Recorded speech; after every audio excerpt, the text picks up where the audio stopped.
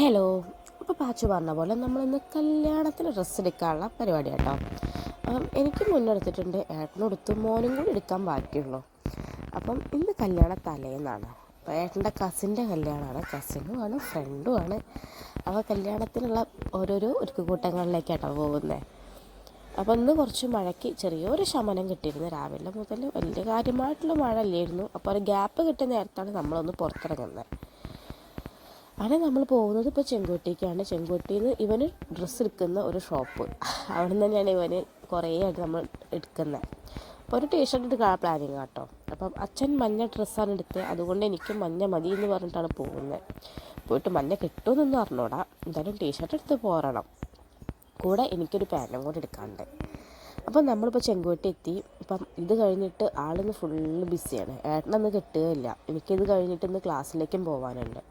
ഞാൻ കഴിഞ്ഞ ആഴ്ചത്തെ ക്ലാസ് ഇന്നെടുക്കാമെന്നുള്ള പ്ലാനിങ്ങിൽ ഒക്കെ ക്ലാസ്സൊക്കെ ടൈമൊക്കെ പറഞ്ഞ് സെറ്റാക്കിയതായിരുന്നു. അപ്പോൾ രാവിലെ പോവാതെ വെച്ചാൽ ഡ്രസ്സ് എടുക്കാൻ. അപ്പോൾ ഒന്ന് ഇവരെ നീറ്റൊക്കെ റെഡി ആയി വന്നപ്പോഴത്തേക്ക് ഉച്ചയായി പോയി. അപ്പോൾ ഇത് കഴിഞ്ഞ് എനിക്ക് നേരെ ക്ലാസ്സിലേക്കും പോകണം. അങ്ങനെ നമ്മൾ ചെങ്കോട്ടി എത്തി. നമ്മൾ നേരെ പോകുന്നത് നമ്മളെ സ്വന്തം ഡ്രസ്സ് ലാൻഡ്. നമ്മളവിടെ നിന്ന് കേട്ടോ മോനെ ഡ്രസ്സ് എടുക്കാറ്.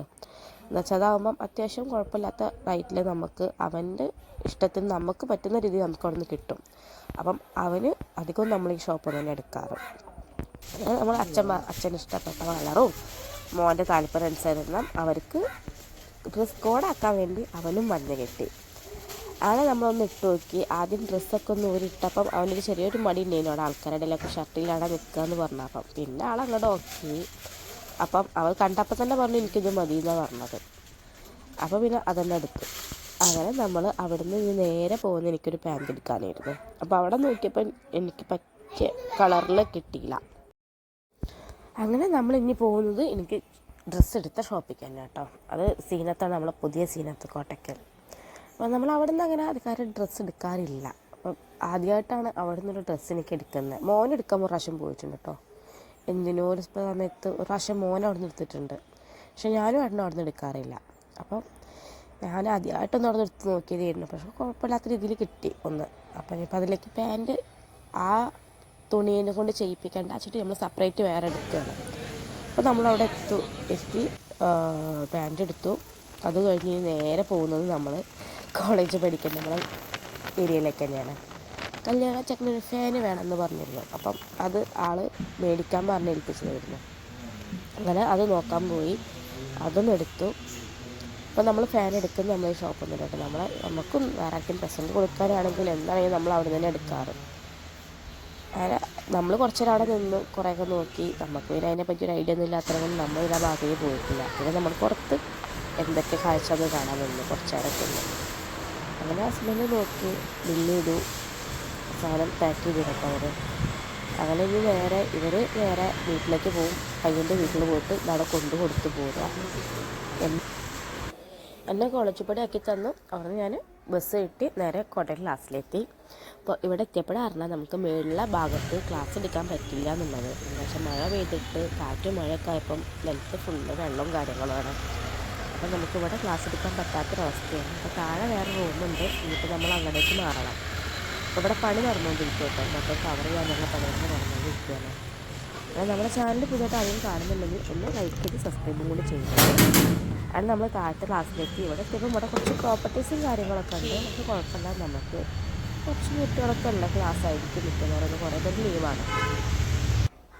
പിന്നെ നമ്മൾ വീട്ടിലൊക്കെ എത്തിയൊന്ന് ഫ്രഷ് ആയിട്ട് നമ്മൾ നേരെ പോയിട്ട് കല്യാണം വെട്ടി കേട്ടോ. എനിക്ക് വീഡിയോ ഒന്നും എടുക്കാൻ പറ്റിയിട്ടില്ലായിരുന്നു, ഫോണിൽ ചാർജിൻ്റെ പ്രശ്നം വന്നു. പിന്നെ നമ്മളവിടെ എത്തി ഫുഡ് കഴിച്ചു. പിന്നെ ഫുള്ള് പാട്ടും ഡാൻസും കാര്യങ്ങളൊക്കെ തുടങ്ങി കേട്ടോ. ഇനി നമുക്കതൊക്കെ ഒന്ന് കണ്ടിട്ട് വരാം. മോനും അച്ഛനും ഫുൾ ഫോമേനും കുറച്ച് നേരം കളിച്ച് പിന്നെ ആൾ ഉറങ്ങിപ്പോയി. ആൾക്ക് നല്ല ക്ഷീണം ഉണ്ടായിരുന്നു. അപ്പോൾ മോൻ നേരത്തെ ഉറങ്ങി. നമ്മളൊരു 3-3:30 വരെ നമ്മളവിടെ ഇരുന്നു. അപ്പോൾ നമുക്ക് ബാക്കി വിശേഷമൊക്കെ ഒന്ന് കണ്ടിട്ട് വരാം.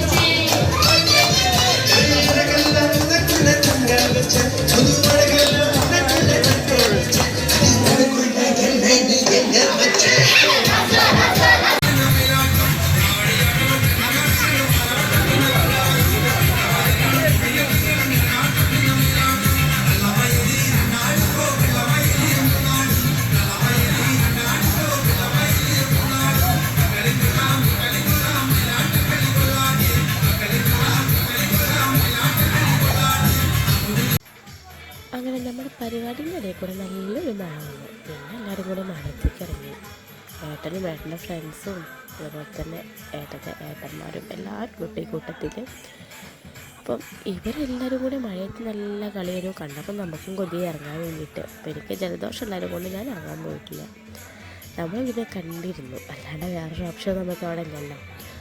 ഇത് കണ്ടപ്പോൾ തോന്നി മോനെ പിന്നെ ചീത്ത പറഞ്ഞ കാര്യമില്ല, അവൻ്റെ മഴയത്ത് കളിയും വെള്ളത്തെ കളിയൊക്കെ ഇതൊക്കെ തന്നെയാണ്, എങ്ങനെ ഉണ്ടാവാതിരിക്കല്ലേ.